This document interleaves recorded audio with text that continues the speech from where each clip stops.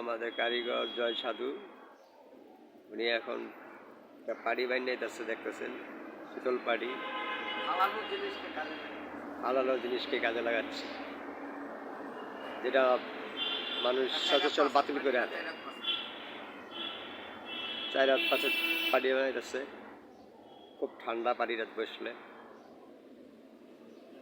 অনেক সুন্দর পাড়িটা, কি পাইনটা বিলেছে আপনারা দেখতে পারেন।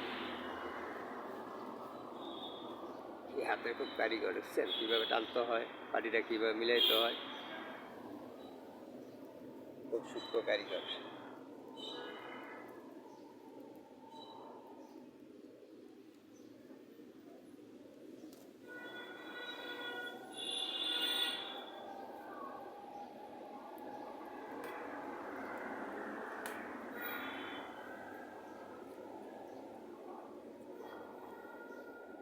ঢাকা শহরের ভিতরে যে এখনো এরকম কারিগর আছে,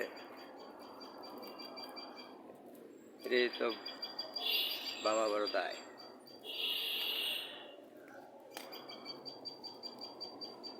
বাড়িটা বাস্তবে দেখলে আপনারা বুঝতে পারছেন, অনেক সুন্দর।